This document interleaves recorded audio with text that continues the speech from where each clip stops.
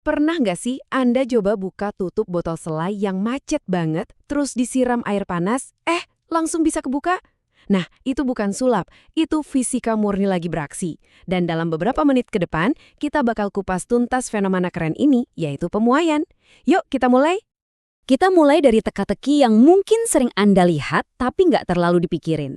Coba deh perhatikan celah-celah di jembatan atau di sambungan rel kereta. Itu bukan karena pembangunannya nggak rapi loh. Justru sebaliknya, itu adalah desain yang super jenius yang dasarnya adalah prinsip fisika yang sangat penting. Buat mecahin misteri ini, kita harus zoom in, jauh-jauh lebih dalam. Jawabannya itu tersembunyi di dunia atom, yang nggak bisa kita lihat dengan mata telanjang. Disitulah semua keajaiban fisika ini terjadi.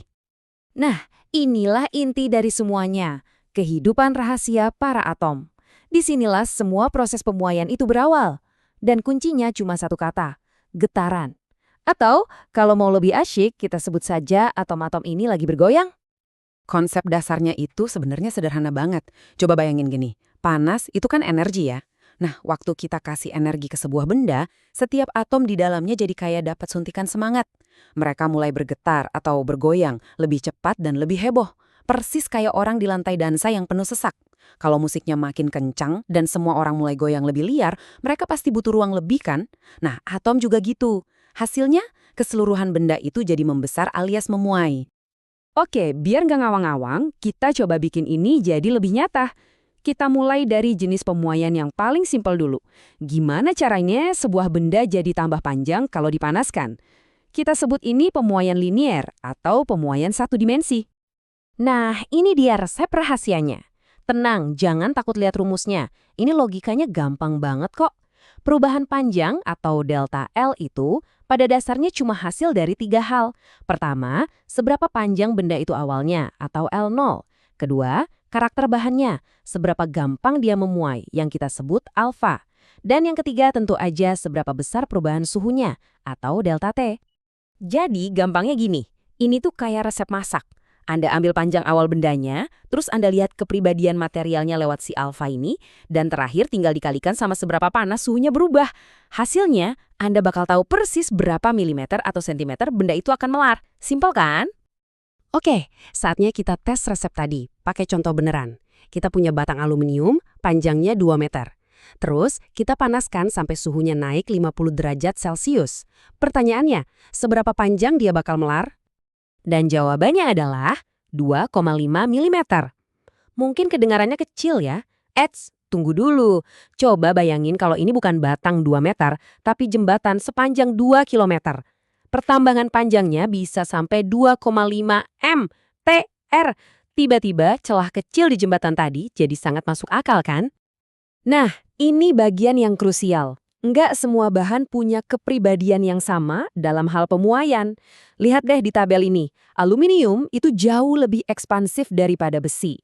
Artinya, dengan kenaikan suhu yang sama persis, aluminium bakal memanjang lebih dari 2 kali lipat dibanding besi. Inilah kenapa pemilihan material itu penting banget dalam dunia teknik. Tentu aja, benda kan nggak cuma memuai memanjang doang, mereka juga melebar ke samping dan ke atas. Luasnya bertambah, volumenya juga bertambah. Yuk kita lihat gimana prinsip yang sama tadi berlaku juga buat 2 dan 3 dimensi. Kabar baiknya, logikanya tetap sama persis. Kalau mau hitung pemuaian luas, koefisiennya, si beta itu kira-kira tinggal 2 kalinya alfa. Dan kalau mau hitung pemuaian volume, koefisiennya, gamma, itu kira-kira 3 kalinya alfa. Jadi, kalau Anda sudah paham pemuaian panjang, pada dasarnya Anda sudah paham semuanya. Semuanya saling nyambung. Oke, sekarang kita naik level ya. Kita coba skenario yang sedikit lebih dramatis. Bayangin, Anda punya segelas penuh alkohol pas cuaca lagi dingin, terus tiba-tiba ruangannya jadi panas. Kira-kira apa yang bakal terjadi? Ini bukan cuma pertanyaan iseng loh, ini adalah pertarungan antara dua material yang berbeda. Nah, di sini nih perangnya dimulai. Coba deh lihat perbedaan angka koefisien muai volumenya. Angka buat alkohol itu jauh lebih besar daripada gelas. Ini artinya waktu suhu naik, dua-duanya sih emang memuai. Tapi si alkohol ini pengen tumbuh jauh lebih cepat dan lebih besar dibanding wadahnya. Ini kayak balapan yang gak seimbang. Dan kalau dihitung, dengan kenaikan suhu 20 derajat aja, alkohol di dalam gelas itu butuh ruang tambahan sebesar 4,8 cm kubik. Itu dorongan memuai yang kuat banget. Tapi di saat yang sama, wadahnya, si gelas, cuma bisa melar dan menyediakan ruang tambahan sebesar 0,036 cm kubik. Kecil banget kan dibanding kebutuhan si alkohol? Terus gimana dong kalau isinya butuh ruang lebih besar daripada yang bisa disediain wadahnya? Ya tumpah, tentu saja. Sebanyak 4,764 cm kubik alkohol bakal meluber keluar dari gelas. Ini contoh yang sempurna banget buat nunjukin gimana perbedaan sifat pemuaian antar material bisa punya akibat yang sangat nyata. Oke, setelah kita lihat teorinya, sekarang kita kembali ke dunia nyata. Kita bakal lihat gimana para insinyur itu bukannya melawan hukum fisika ini, tapi justru pintar-pintar merancang teknologi dengan memperhitungkannya. Saya suka banget kutipan ini, benar-benar merangkum semuanya.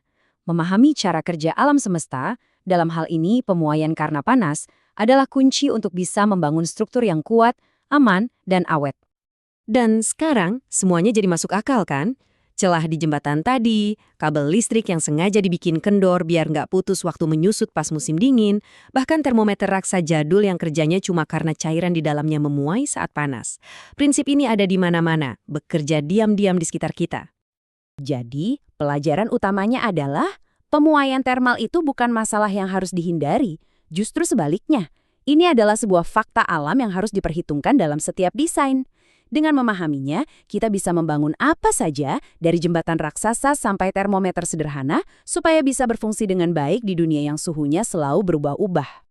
Nah, sebagai penutup, saya mau kasih satu teka-teki terakhir buat Anda pikirkan. Bayangin sebuah cincin atau lempengan logam yang ada lubangnya di tengah. Kalau lempengan itu kita panaskan, lubang di tengahnya bakal jadi lebih kecil karena logamnya memuai ke dalam, atau justru bakal jadi lebih besar. Coba deh pikirkan lagi prinsip pemuaian yang baru kita bahas. Jawabannya mungkin bakal bikin Anda kajat. Terima kasih sudah menyimak.